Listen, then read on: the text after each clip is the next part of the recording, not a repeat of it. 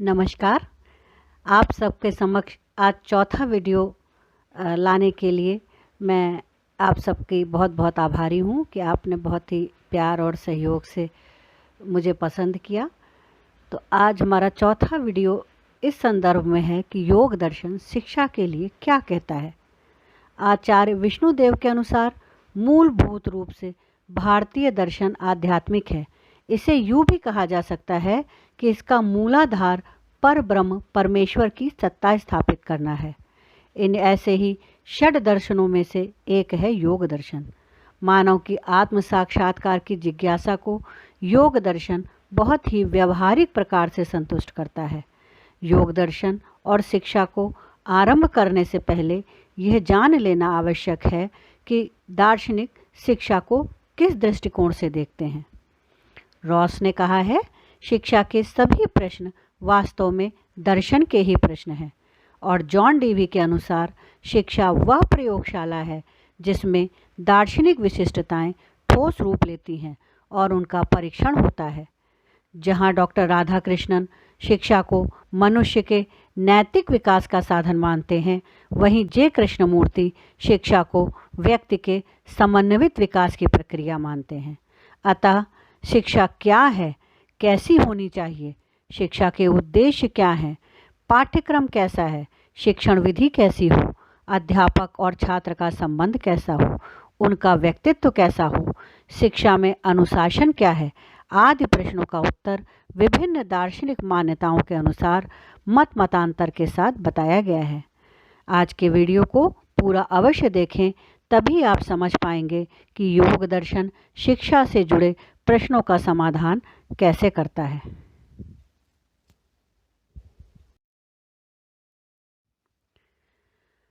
योग का अर्थ है जुड़ना, परंतु क्या जुड़ना?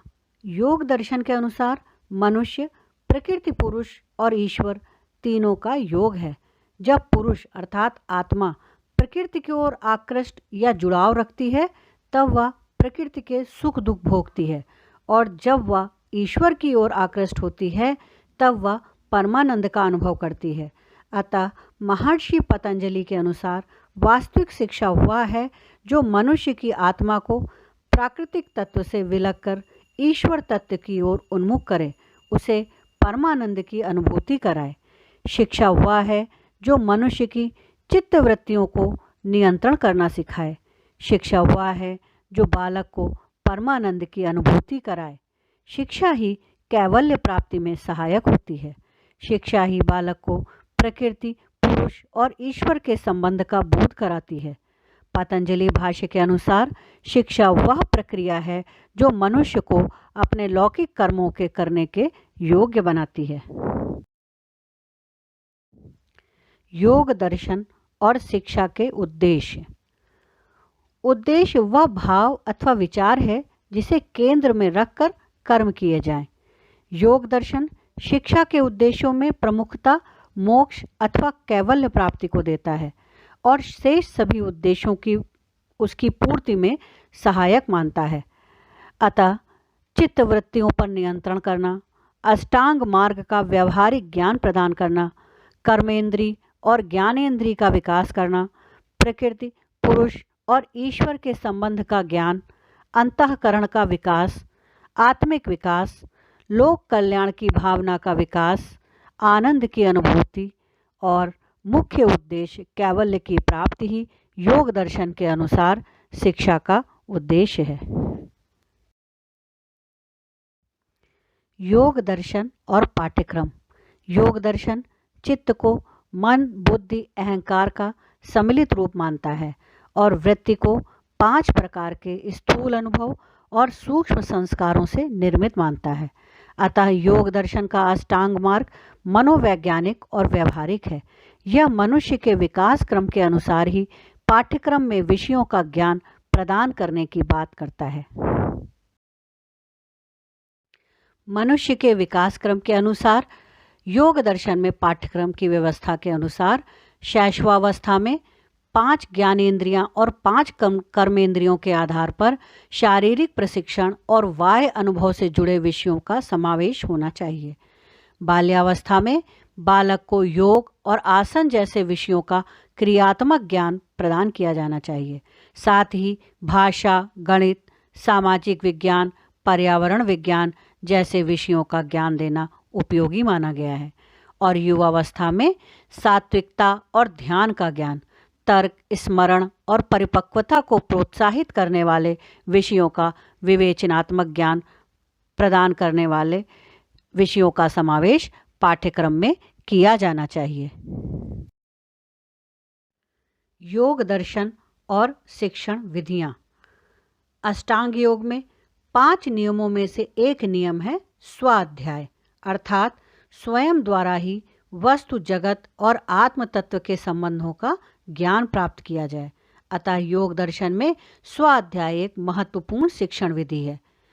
बालक की शिक्षा का आधार प्रत्यक्ष ज्ञान होता है, अर्थात इंद्रियों के माध्यम से वह छूकर, देखकर, सूंघकर, सुनकर या स्वाद लेकर अपने अनुभव को शब्द से जोड़कर व्यक्त करता है।